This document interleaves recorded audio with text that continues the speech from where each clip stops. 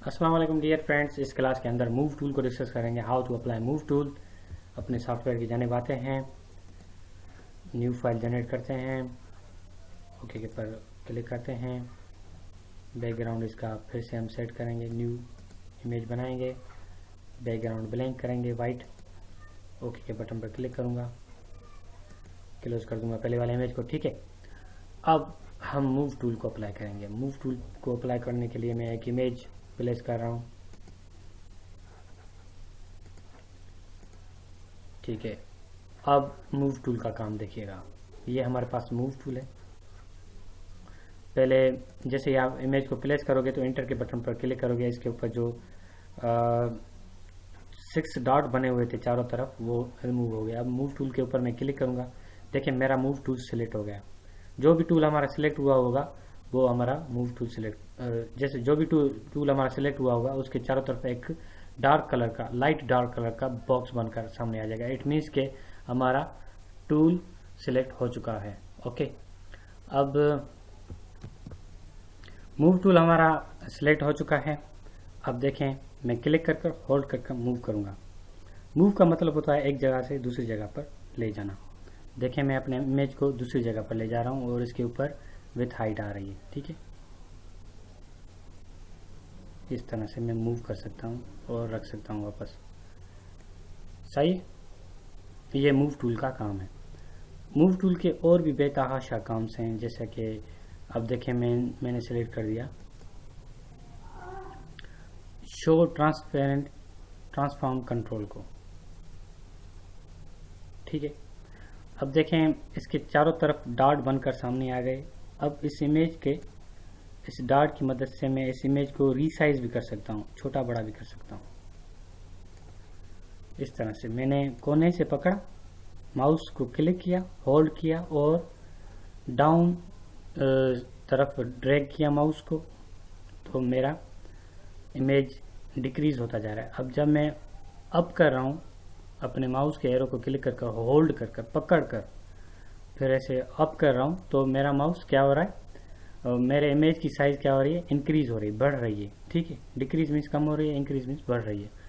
Okay, अब देखें अगर मैं साइड से लेके जाऊंगा, साइड से, साइड वाले डॉट से, तो सिर्फ इसकी विड्थ बढ़ेगी, सिर्फ विड्थ। ठीक है, लेफ्ट साइड पर ड्रैग करूंगा तो इसकी विड्थ इंक्रीज होगी, अगर राइट साइड पर करूंगा तो इसकी विड्थ डिक्रीज होगी।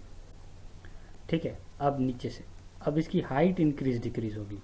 क्लिक कर होल्ड कर नीचे की जानिब ड्रैग कर लेकर आऊंगा तो इसकी साइज इंक्रीज होगी नीचे की जानिब। अगर ऊपर की जानिब लेकर आऊंगा तो इसकी साइज, इमेज की साइज क्या होगी, डिक्रीज होगी, मीन्स कम होगी। कम हो रही है, बढ़ रही है, कम हो रही है, ऊपर कर रहा हूँ कम हो रही है, नीचे कर रहा हूँ बढ़ रही है। ठीक है, इमेज की साइज लेफ्ट साइड पर लेके जा रहा हूँ, इमेज की विड्थ बढ़ रही है, राइट साइड पर लेके जा रहा हूँ, इमेज की विड्थ कम हो रही है। ठीक है, अब इमेज को रोटेट करना हो, अगर मुझे इमेज को रोटेट करना हो तो देखें,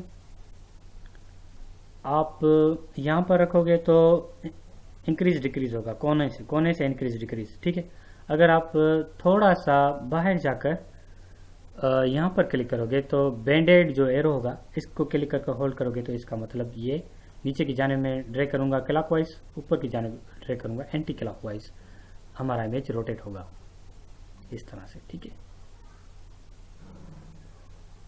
और मूव करना हो तो क्लिक करके होल्ड करके, बीच पर क्लिक करके होल्ड करके आप मूव करोगे, कहीं पर भी रख सकते हो इमेज को।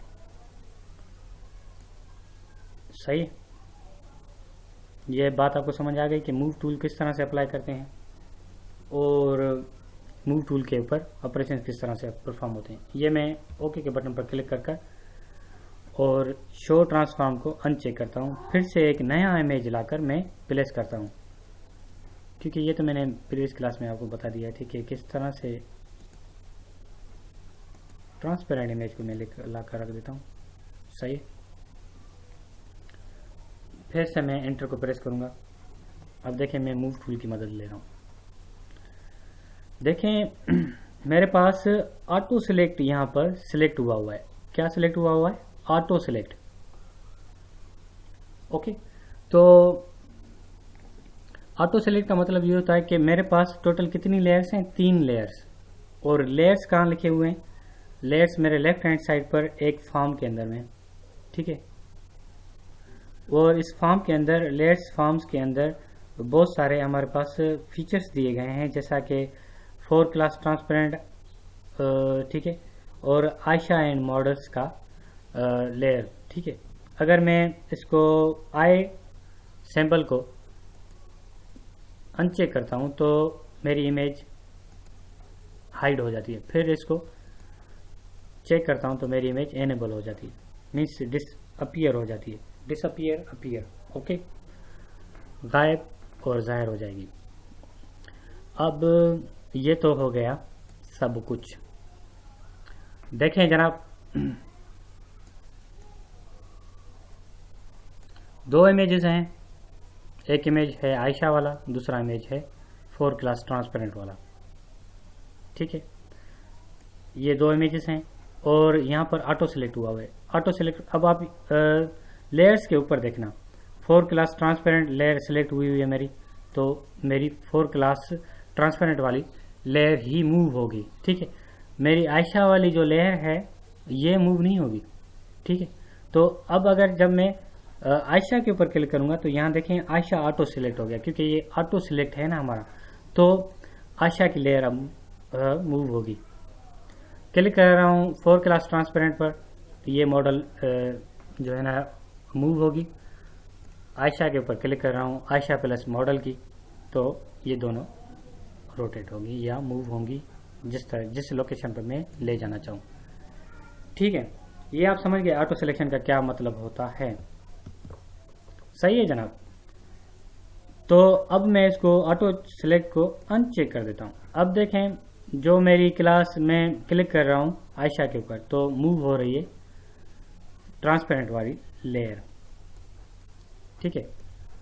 तो इसके लिए मुझे मैन्युअली जाकर आयशा के ऊपर सिलेक्ट करना होगा, फिर जाकर आयशा मूव होगी, ठीक है।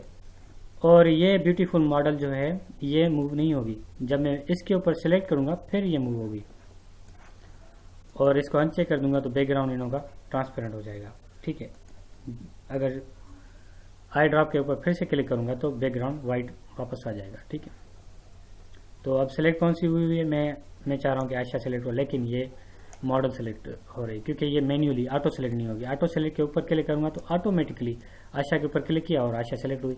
अगर मैंने मॉडल के ऊपर क्लिक किया, ब्यूटीफुल मॉडल के ऊपर, तो ब्यूटीफुल मॉडल जो है ना मूव होना शुरू हो गई, ठीक है। ये कुछ मूव्स के टूल हैं, हम अप्लाई करते हैं, सही है। और ये देखें ये कुछ हमारे पास ऑप्शंस हैं, लेकिन ये यूटिलाइज नहीं हो रहे। वो इसलिए यूटिलाइज नहीं हो रही, इनका मतलब होता है कि अलाइनमेंट होती है, ये सारी अलाइनमेंट्स होती है, अलाइनमेंट टॉप, वर्टिकल सेंटर, ये सारे अलाइनमेंट्स होती हैं जब हम 3D मॉडल बनाएंगे। तो ये जाकर एडवांस लेवल का टॉपिक होगा, हम आगे जाकर इसको डिस्कस करेंगे, ओके। फिलहाल बिगिनिंग लेवल पर आप मूव टूल को अच्छी तरह से समझ लो, क्योंकि मूव टूल बहुत ज़्यादा यूज़ होता है, बहुत ज़्यादा यूज़ होता है। और प्रॉपर्टी बार में ये दोनों, अब इन दोनों को मैं ग्रुप बनाता हूँ, दोनों का एक ग्रुप बनाऊंगा।